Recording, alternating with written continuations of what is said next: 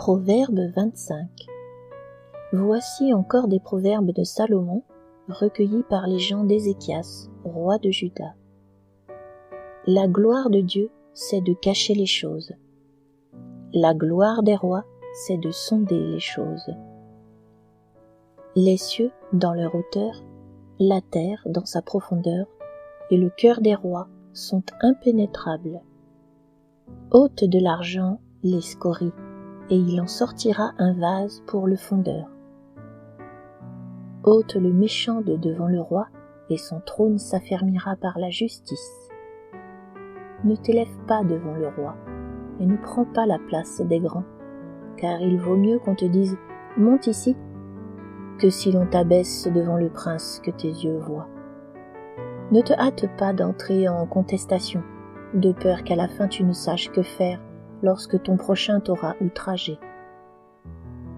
Défends ta cause contre ton prochain, mais ne révèle pas le secret d'un autre, de peur que, l'apprenant, il ne te couvre de honte, et que ta mauvaise renommée ne s'efface pas.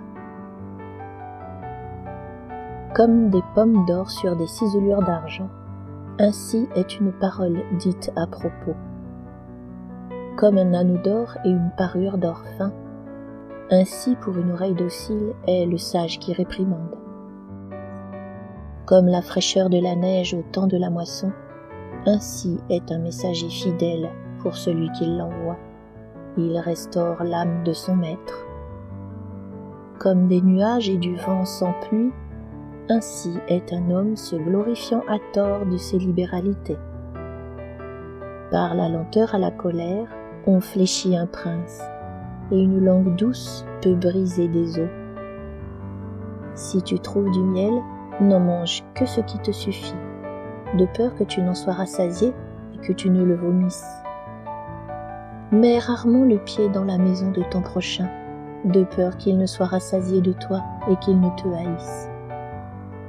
Comme une massue, une épée et une flèche aiguë, ainsi est un homme qui porte un faux témoignage contre son prochain. Comme une dent cassée et un pied qui chancelle, ainsi est la confiance en un perfide au jour de la détresse. Ôter son vêtement dans un jour froid, répandre du vinaigre sur du nitre, c'est dire des chansons à un cœur attristé. Si ton ennemi a faim, donne-lui du pain à manger. S'il a soif, donne-lui de l'eau à boire. Car ce sont des charbons ardents que tu amasses sur sa tête, et l'Éternel te récompensera. Le vent du nord enfante la pluie, et la langue mystérieuse un visage irrité. Mieux vaut habiter à l'angle d'un toit que de partager la demeure d'une femme querelleuse. Comme de l'eau fraîche pour une personne fatiguée, ainsi est une bonne nouvelle venant d'une terre lointaine. Comme une fontaine troublée et une source corrompue, ainsi est le juste qui chancelle devant le méchant. Il n'est pas bon de manger beaucoup de miel, mais rechercher la gloire des autres est un honneur. Comme une ville forcée et sans muraille, ainsi est l'homme qui n'est pas maître de lui-même.